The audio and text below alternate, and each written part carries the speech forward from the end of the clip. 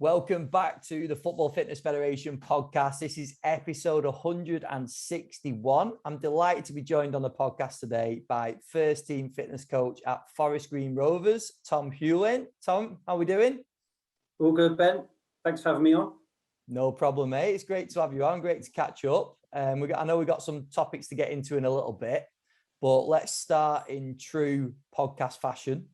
Let's just go into a little bit on you and your background to start with. So do you want to just take us back from Forest Green and take us into the sort of journey you've had in your career so far? Yeah, sure. Yeah, I'll keep it brief because I don't want to bore your listeners too much. So I did my undergrad in sports science, which I think is sort of fairly typical of a lot of your guests. You kind of start down the university route, get your degree, and then I went actually into work straight away after I finished my 3 years. And I worked in the gym for a year just because I wanted to get a job. I wanted to pay off debts. I wanted to kind of get into the world of work. So I did that for a year, which was really good. And then I had an opportunity to work in an independent school doing a kind of a general sports coaching, sports assistant, leisure centre type role, which was great because I kind of moved away from the sort of the fitness area, I guess, and kind of went into a more of a sporting environment. So I had lots of exposure to coaching different sports, obviously working with kids and school children, and probably kind of was moving down the teaching route at that stage, but I decided after a few years that I wanted to do a master's. So I did a master's in strength and conditioning, and that sort of opened a few doors for me, and that eventually led to an internship at Reading Football Club, which was my local club at the time, and the club I supported, which was great. So I did a year at Reading. Always helps. So that was my first sort of exposure into I suppose, well, the world of football for a start, professionally anyway. But that kind of sports science, strength conditioning kind of strand. And as I say, that was a year placement or year internship, and it was great, and I learned a huge amount, and I kind of got a bit of a taste for it, really, a bit of a bug, and wanted to at some point get back in. But it's not easy, as you know, and you sort of full-time positions are quite hard to come by. So I did quite a few little jobs just to kind of keep the money flowing in and paying the bills. I went to loads of conferences. I did courses. I did volunteering where I could. Everything to try and sort of get a bit of an edge and try and get my CV out there. And it was a while before I got in, but I eventually got through a contact. I got introduced to the academy manager at Swindon Town at the time, and he was. I think they were just looking for volunteers initially, just to help with the sports science program, and it was around the time when the EPPP was beginning to come through, and I think the sort of the strain, not the strain, maybe that's the wrong word, but the lower league clubs were having to put these programs in place with not a lot of resource. So it was difficult. So they were relying on volunteers, and I, as I say, went in with a bit of experience, albeit sort of on that sort of internship, that sort of part-time full-time internship, but that sort of level. But that was really good. So I volunteered there, and eventually that led to a full-time role, which I did for a year. Again, great experience. Worked with some great people at Swindon. Got a little bit of exposure with the first team, just helping out really, and just spending a bit of time with the first team staff, just kind of listening and trying to sort of pick up little things. And then there was a staff change at Swindon, and the manager who left then got the job at Forest Green. And then I got a phone call and was asked to interview for a first team fitness coach at Forest Green. And been there this is my 6th season now. So, brilliant. So yeah, that wasn't too long. That was quite brief. That was concise. I like it. We'll go into some of the work you do at Forest Green, because it's really interesting if anyone knows anything about or have heard anything about the club. But so we'll go into that in a little bit. But I wanted to just take you back on something you said just before about having the intention. So a lot of people I speak to have the intention when they set out of wanting to work in football. And obviously with it being a football podcast, that's generally the way. I'm sure it's the same in other sports as well. Obviously it wasn't the case with you. You said the intentions at first were to go into teaching. So what was the thing that sort of switched your mindset into going into football? Yeah, I suppose that my intention wasn't really to go into teaching, but it was the way that it was the route that I could see the path was sort of laid out in front of me. Yeah, more traditional, maybe more of a traditional route.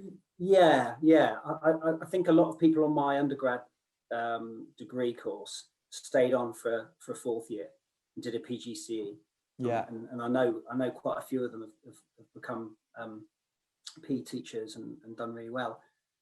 And I kind of, I guess with my work at the school, I saw both sides of the coin. So the kind of teaching the kids that wanted to be there, doing their extracurricular sport, and then actually teaching kids that weren't really interested in PE or games or whatever.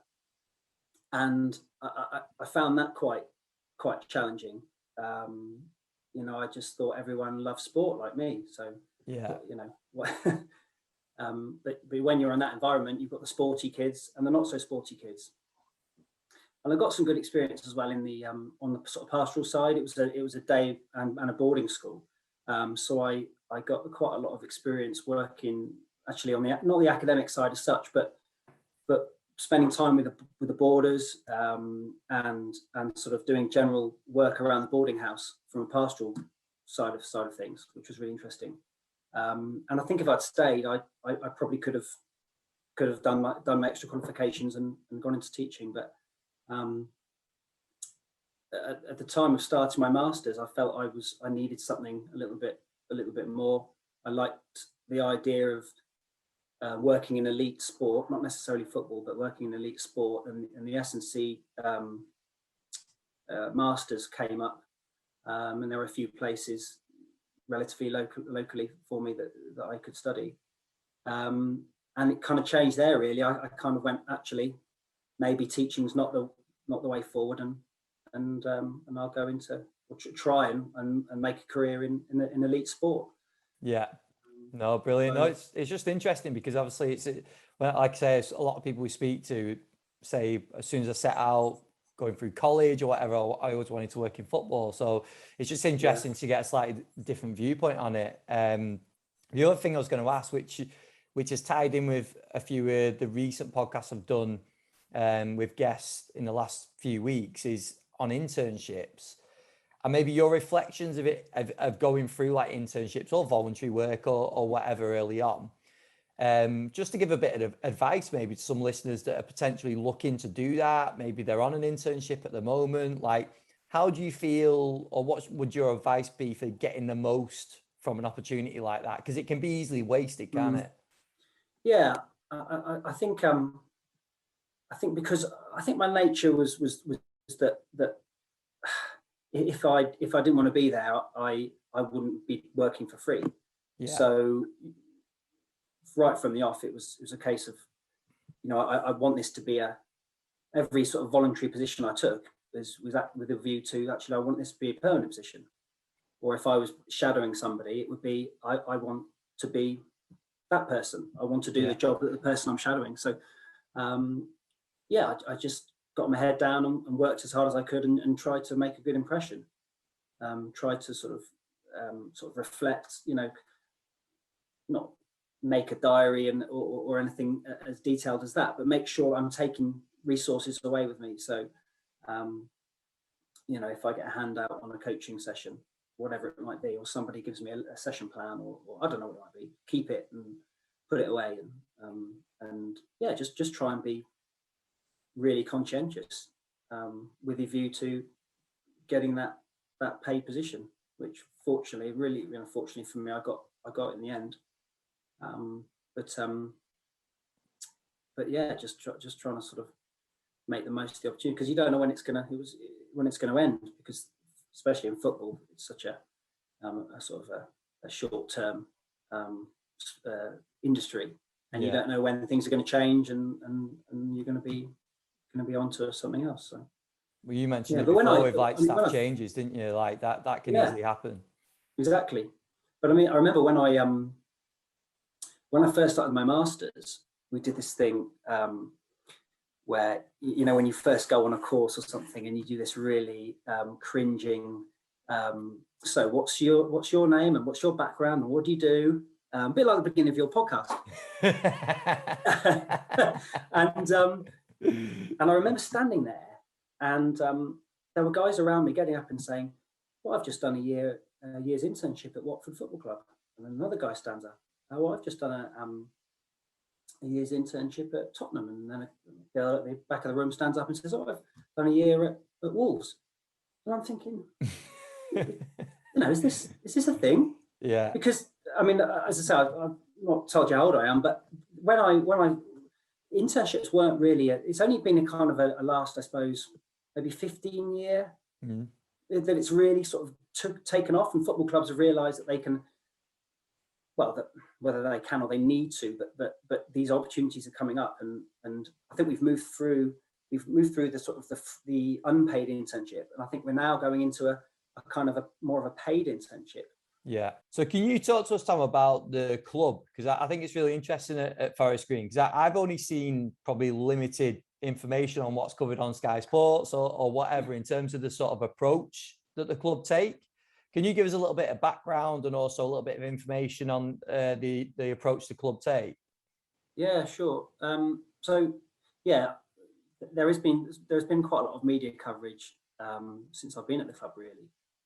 But I guess there's sort of three things that the club sort of focus on from a sort of an ethos. I think that's from their ethos, I suppose. And that's energy, transport, and food. So I guess I'm speaking from a sort of a fan's perspective, I guess, supporters. But energy is obviously the way the club powers itself. So if you look at the stadium, they have solar panels on the roof, for example. Transport would be sort of how spectators and employees, you know, get to the stadium. So there's electric car charging points at the ground. So that's transport, and then food, and that's where the sort of the vegan element comes in. So eating plant-based food, which obviously is a lot more sustainable than meat and dairy products. So those are the three big things, and there's obviously things that go around that and that goes into, but ultimately everything sort of centers around those three points. And I suppose with that, we're looking more towards the food side on how that influences what you do and the players. Yeah. So in terms of like, because I knew obviously about the sort of veganism approach that the club take, but I was interested to hear on how that works with players, but also staff. So if you're not vegan, and players obviously want to eat meat, dairy, and all the rest of it, how does that work at the club? Yeah, so essentially, if a staff or a member of playing staff or any staff is at the stadium, and they're being fed by the club, then it will be, the food will be plant-based. Yeah. Likewise, if we're at the training ground, it's the same. If we are traveling, say we're in an away game, we're traveling and having an evening meal at a hotel, that would be plant-based. The food that the players will eat on the coach afterwards, that the club supply, would be plant-based. And then any kind of supplement that I have to get from a performance point of view has to be plant-based, or by nature vegan. So doesn't contain any meat or dairy products. So that sort of essentially, in a nutshell, is how we have to operate. And how does that go down with players? Like, how do players find that? Actually, fine. I get asked that quite a lot, and I think people expect me to sort of say that there's been any kind a little bit of comeback against it, but there really hasn't. I think the players they accept the club's ethos, and they're absolutely, they're as good as gold. And actually, we've got quite a lot of players who are vegetarian or turned vegetarian since they've been with us, and some even have become totally plant-based, which is good, and they're fine. But I think and I don't think it's just the performance benefits as well. I think because we're in a world where information is at our fingertips all the time. The players are on social media all the time, and they're reading things about sustainability, about animal welfare, training, all these kind of things. And I think they're not only looking at how a plant-based diet might be able to improve their performance or improve recovery, but actually they're looking at is this way of eating going to be more sustainable to the planet, for the planet. And I think people doing my job in other clubs are going to get players, and I think it's going to be more and more widespread, players coming into the fitness coach or whatever and saying, I'd like to adopt a plant-based diet. Can you help me? And as I say, I don't think it'll just be for performance. I think there's wider issues now that the players are beginning to appreciate and are interested in. And I think it's a useful sort of tool in your toolbox for someone in my role. I mean, in big clubs, obviously you've got nutritionists and access to people who are specialists in that area, but quite often at lower league level, it's you're quite often you're a one-man band, and you've got a sports scientist or a fitness coach, and they're acting as the nutritionist as well. So yeah, I see it going that way a lot.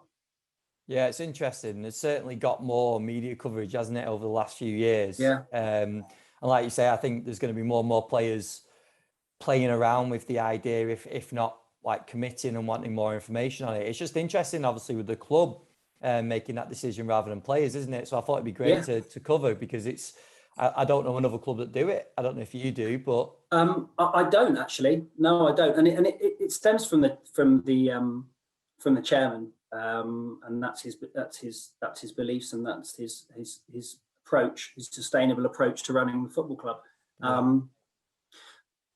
But as I say, I'm not sure whether another club would sort of adopt that as a general rule. But like I said before, I think there will be a lot of players, and there are players within that you hear about within the game who are not only vegetarian but actually adopting a vegan lifestyle as well, and eating plant-based. There's been some interesting documentary, I think, that was on television a couple of years ago. Chris Smalling was on there, and yeah, I think it's going to become more and more popular. Yeah, and I suppose it's also the more research that comes out around it as well, isn't there? And I don't know how much you guys are doing, but it would be really interesting to see around that, like the impact that it has. Because I think people always go in with like preconceived ideas, don't they, on this sort of thing, and diet turns into a bit more like religion, and people don't want to change their views on certain points. But the fact is that things evolve all the time, and I think to get information, to get research done on different areas and different approaches, if it shows signs of improved performance, that's what we're about, isn't it? So definitely, there's more and more work being done. It's a relatively new area in sports nutrition. but there was a lot of work. I mean, when I first started at Forest Green, just an example, we used to travel to hotels, and what we'd be served up wouldn't be great. But in the last 5 years, it's improved massively. And I think a lot of these hotels aren't just getting requests from us. I think they're more used to catering for plant-based, not just athletes, but plant-based, people. And it's improved hugely. Just trying to organise post-match food for the players and supplements. When I first started at Forest Green, it was very difficult to get an Informed Sport vegan protein. Mm-hmm. Now we've got quite a few on the market, and it's growing all the time. So it's a really it's quite exciting, actually. Where could it go? I mean, we could be sitting here in 10 years' time, and footballers could be, vast majority of footballers might be plant-based during the season or something. I don't know, but it's it's really interesting. Yeah, it is. What about your approach, Tom? Is that something you followed before you went to the club? No, not at all.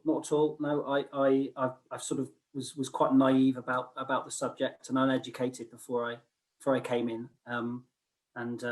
A disclaimer to your listeners: I'm not a nutritionist. I've only sort of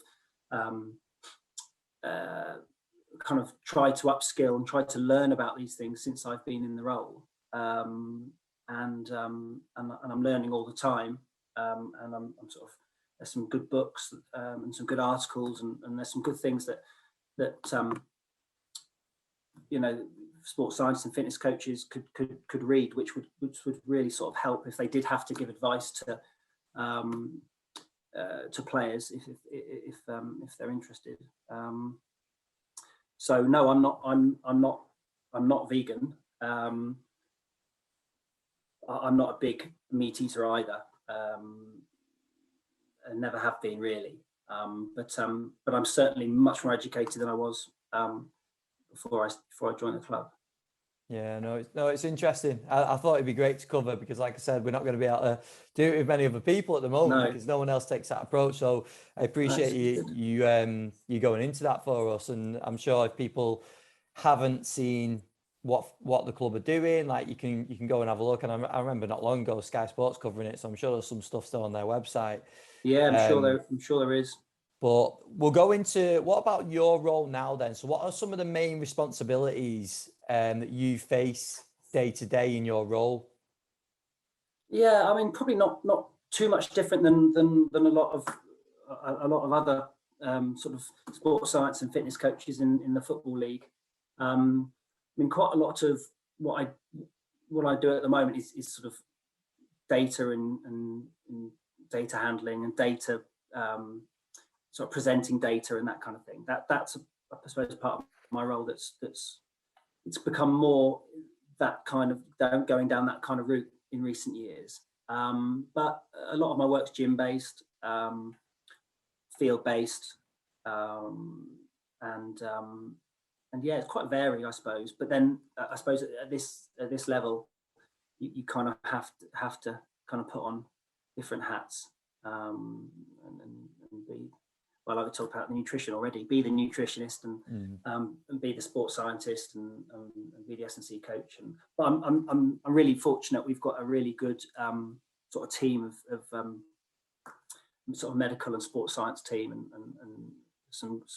So we share the load within the department, and everybody has, I guess, their areas of specialism, but also can help and jump on and assist in other areas as well. So that's really good. So I'm not on my own, which is really good, really fortunate, really lucky. And you touched on the data there, and this is every week on our community, we do like a topic to discuss with our members. And this week it has actually been, as we record it actually, this week has been around data and how much data informs practice and informs the work that you do. So what are your views on that? Because this is something I spoke to people before on the podcast. Like we talk about data, and obviously there's loads of data we can collect. There's also a lot of data we probably just disregard and don't need, but then some really important stuff in there as well. So how much would you say that the data you collect informs your practice and what you do? I think if I sort of gave a sort of a big overview and thought off the top of my head, then I probably wouldn't say that it did too much. But actually, when you actually delve and look at all the data we're collecting from different sources, be it your wellness questionnaire, GPS, heart rate, RPE, these kind of things, it actually ends up being quite a lot. So it is quite a lot actually. From setting the intensity of sessions and discussing with the manager, how do we want this day to look like, through to making decisions on whether a player might do a certain part of the session when he's coming back from injury. Again, we're lucky enough to have access to GPS and heart rate data, so we can make decisions on that. But I saw this interesting thing the other day about why do we collect data and whether it's usable or not. And I think it was called, the terminology was used was burden. I think they use usability versus burden. So basically, and again, this is the conundrum for everyone, I suppose. If you're collecting data, is it usable? Are you going to use it? Because if you're not, what's the point? And what's the sort of the burden in terms of collecting it? And have you got the resource to be able to collect it? Have you got the resource to be able to analyze it? Is it going to be another hassle for you as a practitioner to have to analyze something that are you really going to use? Yeah. So I think that's quite an interesting concept. And I think we're all, well, I don't know, but I've certainly been guilty in the past of collecting data and not using it, and it's sitting on the side.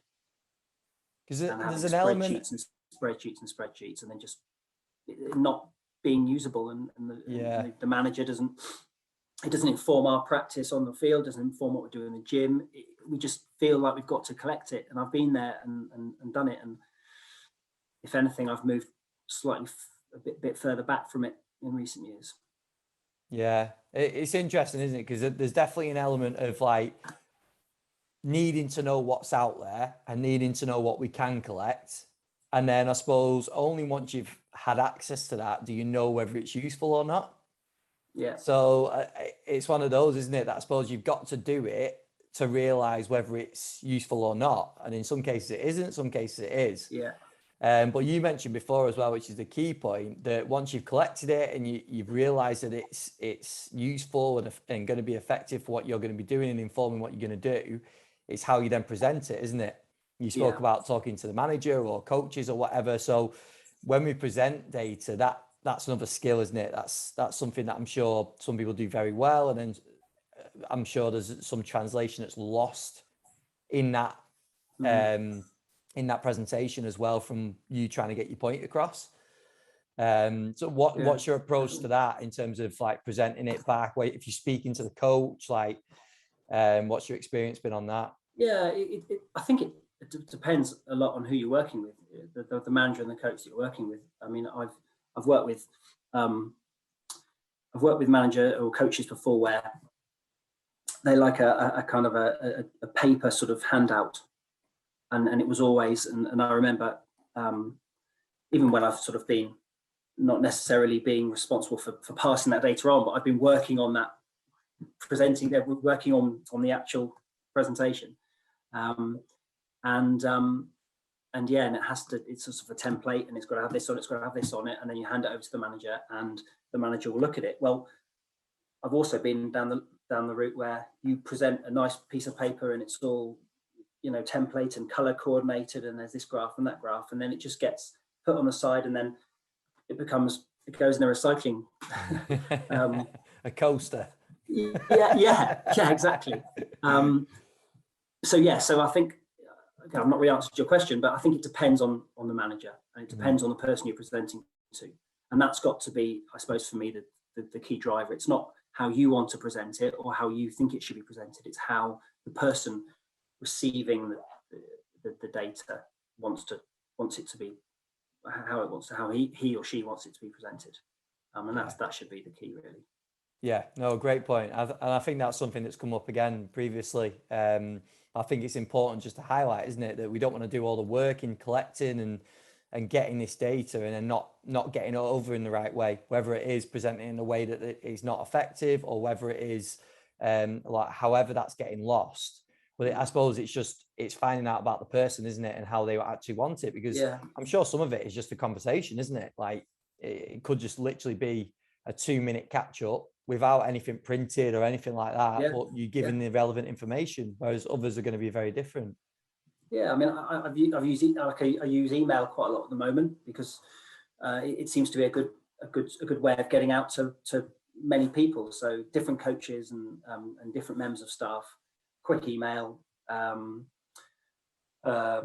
table, graph, that kind of thing. And it might just be that, but like you say, it sometimes it's just a bit of information that, and it might not just be data that's collected via GPS. It might be data. Maybe you wouldn't call it data, but an interaction with a player that then needs to be conveyed to a member of staff. Yeah, it doesn't have to have originated from a GPS unit. It can originate from a conversation with a player. It's still information, and it's still potentially important information. And like you said, it could just be a 2-minute chat. It might even be a 2-second chat. It might be 2 or 3 words, but actually it might be important to the session. It might be important to a certain bit of planning that the coach has to do, or that, anything like that. So I think data is quite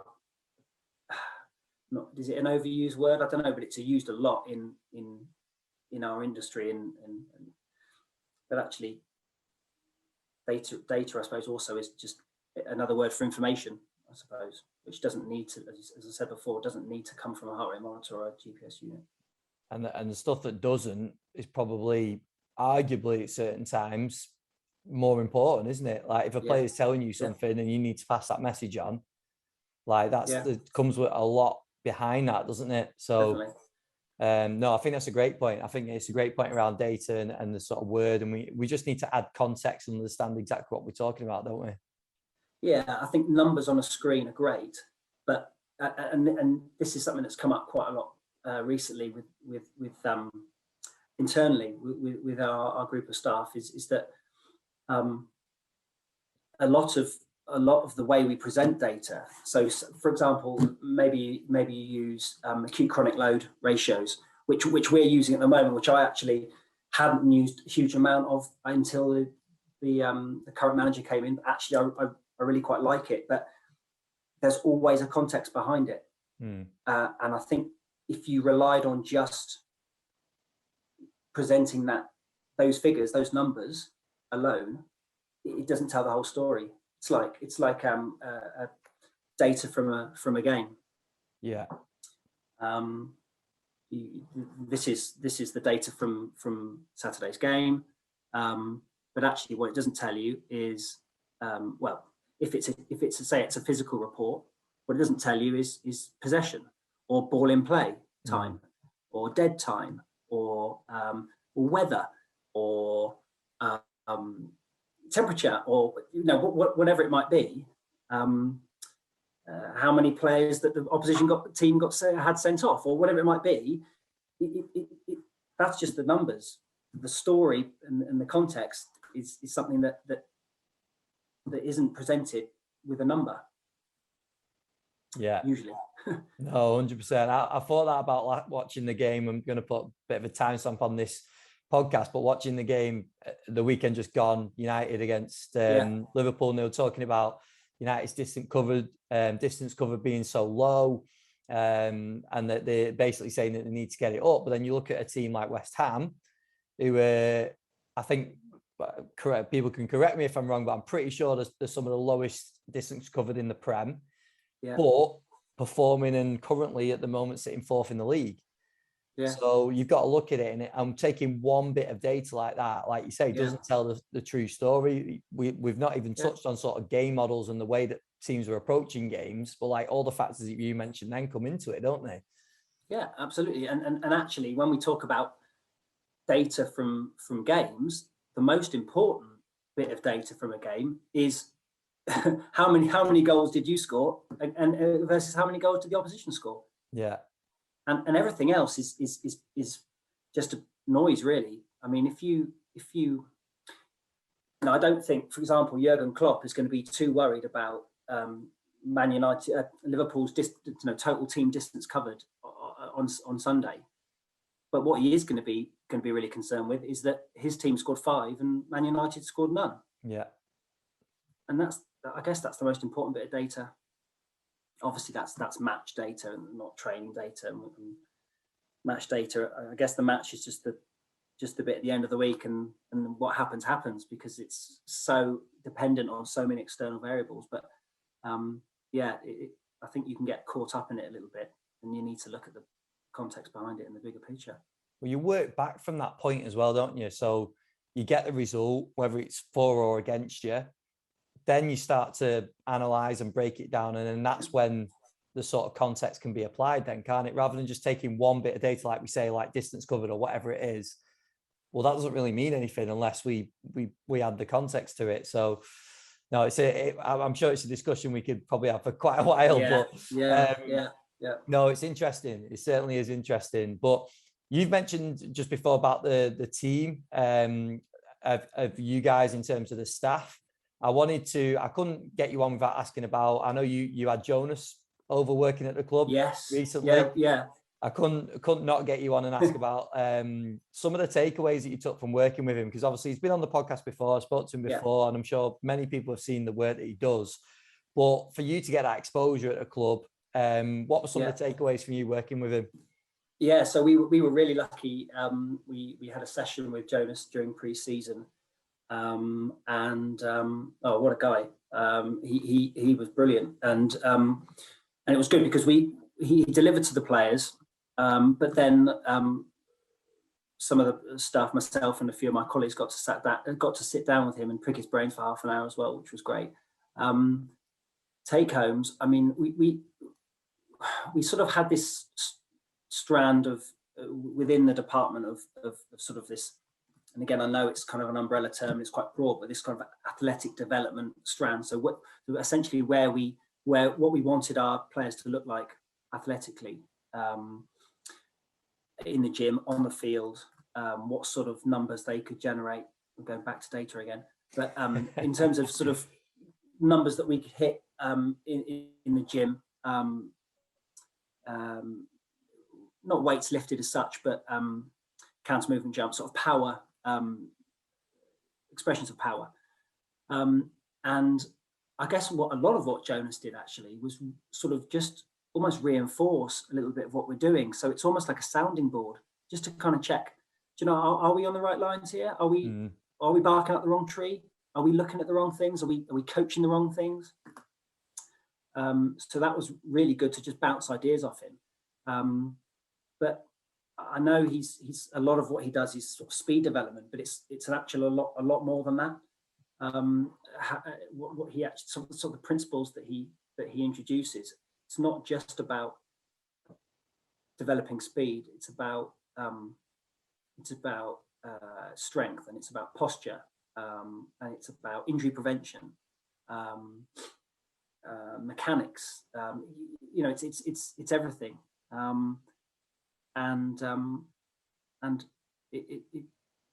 But actually coaching as well. So actually watching him coach and coaching science, and actually looking at him and thinking, okay, well, that's really good. I hadn't thought of doing it that way, or just the way he explains things and the way he manages people within a session. And yeah, that's quite a lot of things to take home actually. But there was a lot that we thought, we came away going, okay, well, we're doing that pretty well. But maybe we need to do that a bit better. But yeah, it's really worthwhile. Yeah, it was interesting you brought that up actually, because that's what I was going to ask. I didn't realize that he'd worked with the players. I thought he just had the staff. So when you were able to watch him, I mean, I'm guessing you were able to then watch him coach the players. So that's, you get real insight there, don't you? Yeah.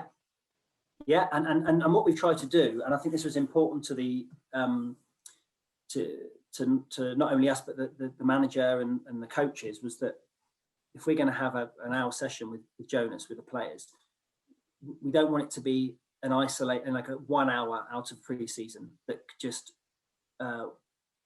we never revisit, we don't use again. So we've made a real effort to try and reinforce some of the coaching points and some of the drills and some of the things that the players were doing in that session, incorporating that into our kind of work on program.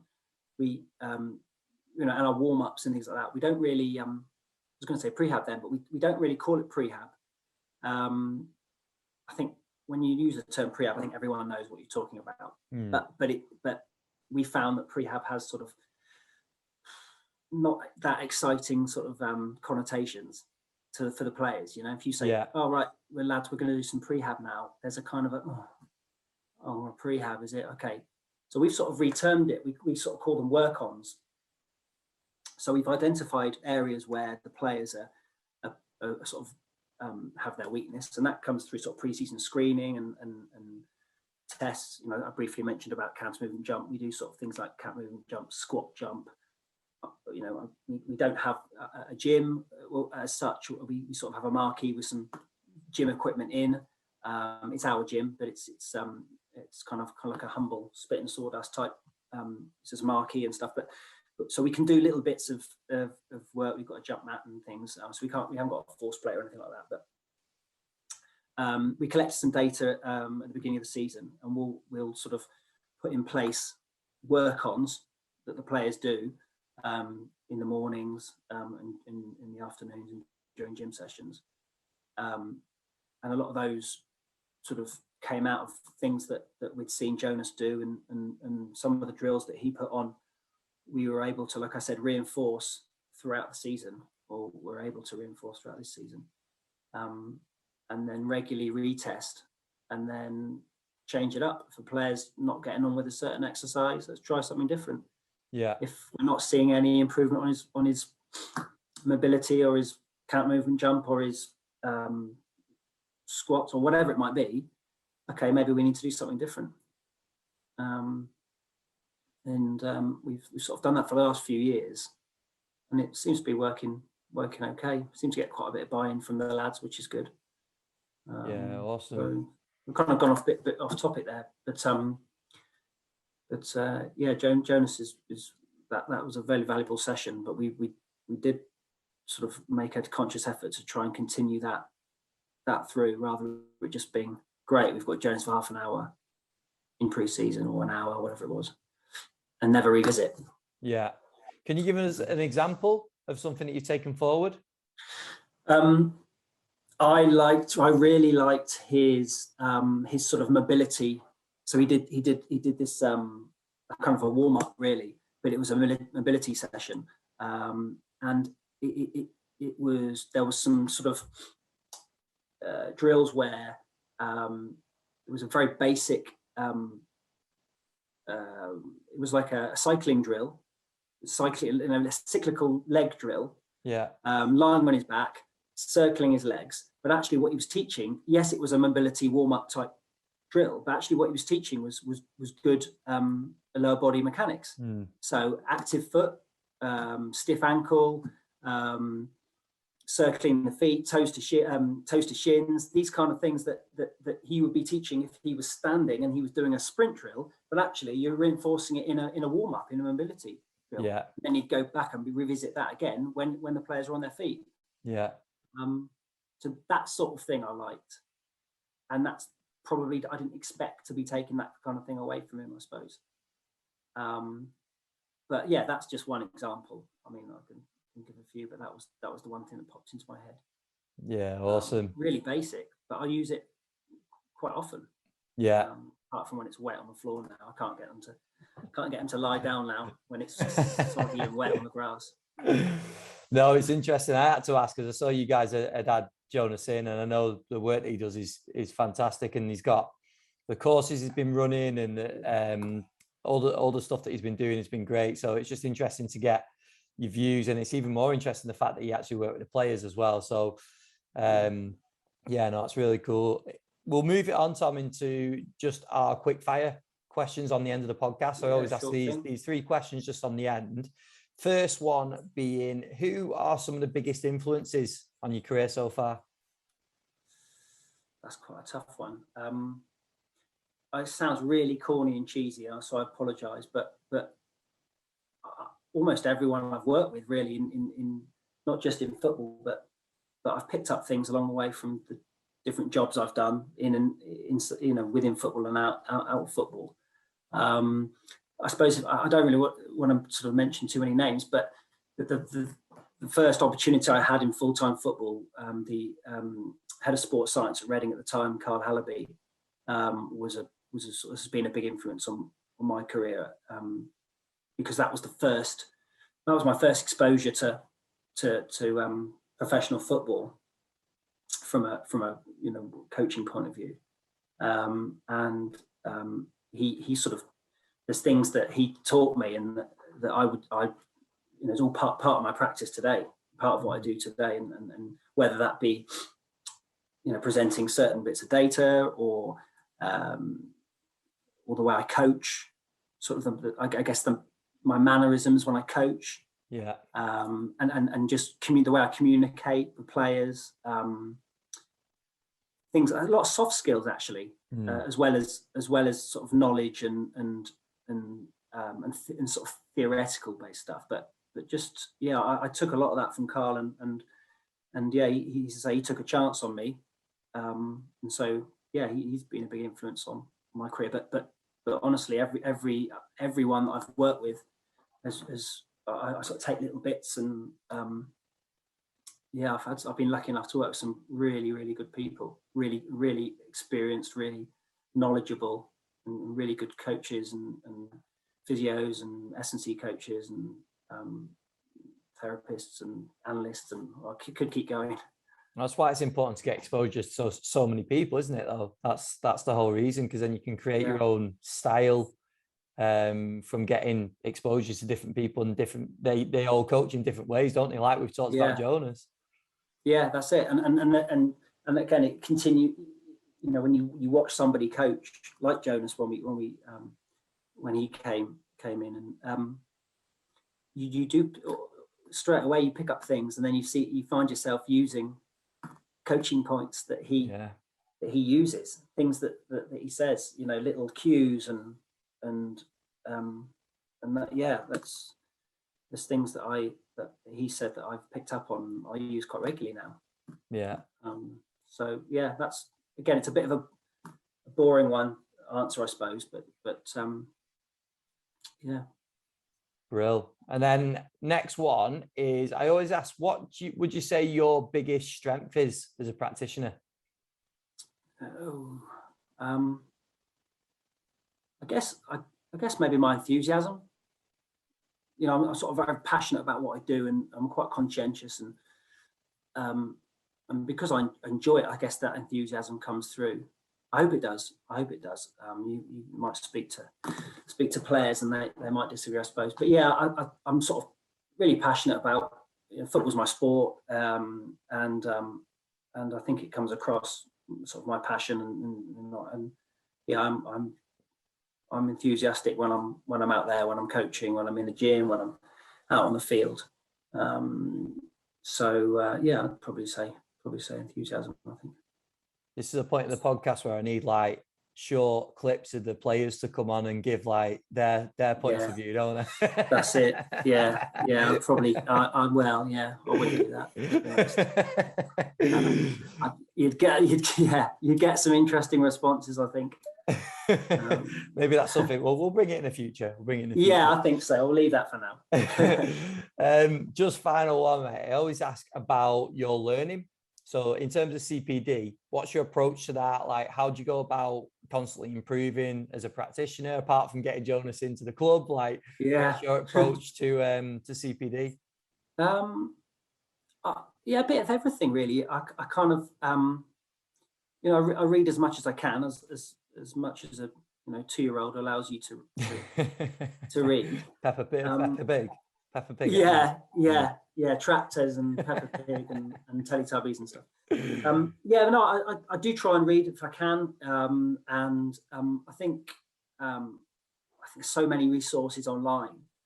I know you've got to be careful about what you read on the internet and what you read on Twitter and things like that, because it kind of needs probably a bit of filtering. But I do like listening to podcasts like your podcast. I'd have to make sure I get a plug in for your podcast. I'll pay you later. Now I've been on, so yeah, it's podcasts are really good because you can just drive into work and you can listen to a podcast. So I like that. I try to get to since COVID, I suppose a lot of these conferences have gone online, so that was quite good because they were easier for me to do when they're online than actually go and attend. Try and do sort of workshops and UKSCA events, and when I can, when time allows. So a bit of everything, I suppose. Real. Yeah, a bit of everything. Class, Tom. No, some great information in there, mate. I really appreciate you coming on and diving into some of that. If anyone's got any questions or they want to just reach out or give you a follow, like where would you direct them? I mean, I'm not a massive social media person, I've got to admit, but Twitter's probably the best place. I'm not sure of my handle exactly. I think it might be Tom_Huelin. I checked it before and it is. It is. Okay, great. Yeah. So no numbers or anything, just an underscore. You got away with like that. Yeah. I think there's another Tom Huelin in who's a cricket broadcaster. So quite often I get people contacting me asking me about the DRS or my opinions on, I don't know. I do really like cricket. I do really like cricket, but I'm not a cricket broadcaster or author. But yeah, no. So yeah, that's probably the best place to get me. Brilliant. Well, thank you very much for your time, mate, and I'll keep an eye on results for the rest of the season. All the best for the upcoming games. Cheers, Ben. Thank you. We'll stay in touch, mate. Thanks a lot. All right, no problem. Cheers.